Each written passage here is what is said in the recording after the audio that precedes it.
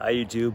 I was just I'm waiting for a friend. We're going out for breakfast, and I drove past this property on my way to the place that we're going, Brown Social House, and I found this property that I bought, I don't know, 10 or 15 years ago. I don't even remember, but I'd owned this, and it actually goes from this small little fence to the other fence. It's I think it was 33 feet wide, and I was going to put up a building and live upstairs. It backs off onto the train tracks. Somebody figured it out. They put in a fence and they made it better. I sold it. Actually, I could tell you a short story of why I bought it, because they built a Walmart down the road. Now this area, this is kind of like not the greatest road. It's not very good at all. But they built the Walmart down the road, and I remember looking on Google Maps before the Walmart was built. I remember saying, okay, everyone's gonna cut right down this road to go to the Walmart.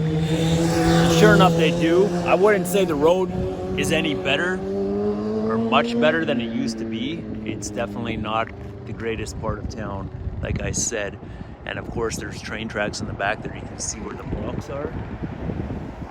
Those blocks are, they're smart.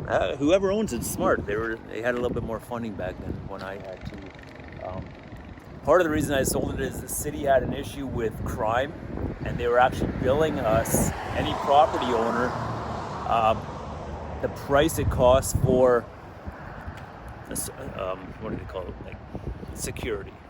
And then I was also getting bills because weeds were growing up, man. And then so I had to buy a weed whacker. I had no money. I buy a weed whacker. I got to pay some monthly fees for security, and I was like, man, okay, I'm just losing money on this thing, and then property taxes, and it wasn't making me anything. So my dream was to live upstairs in the shop. It never happened, but I did find out one very smart thing. Okay, if you have a small property like this and you want to put up a shop, the city will naturally tell you you need to have a setback from the road, a certain distance. Now I found a loophole, because on a road like this, if you pull in with your car into the property and you pull out and then you go back out, you can have 2 parking spots, but you have to be set back a certain distance, and it was quite far actually. And when you have a small property and you want to have the building as big as possible, you'd rather have that than the parking. So I found out a way that you could legally have the building come closer to the road and have less of a setback. I think it was a 6 meter setback, 6, 12, 18 feet. That might be about it, 6 meters. It's if you're coming off of the main road and you're coming this way, you can pull in and park like this.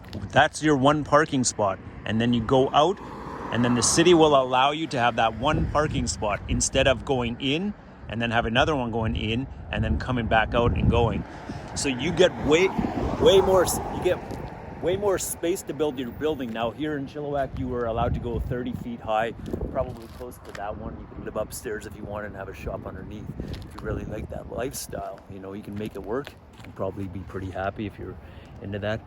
I still kind of am, but I realized, hey man, you know what, I don't want to spend my whole life doing that. So remember that setback rule? Coming off the road and driving straight back on the road. It won't work everywhere, but here in British Columbia, that is something that the city won't naturally tell you. You have to find out the hard way, and I bet you a lot of people don't even know about it. So that's my tip for the day. I'm glad this guy, things are working out for him. He's probably renting out some space, covering the property taxes at least, and it looks like they're building something over there. I'm glad I sold it. You know what? I lost money too. I'll tell you what, I sold it for $5,000 more than I paid for it, but anyone who says you can't lose money on real estate is a fool. I lost money in real estate. Held it for a few years, sold it for $5,000 more, but I had to go through a lot of things that cost me some money in the meantime.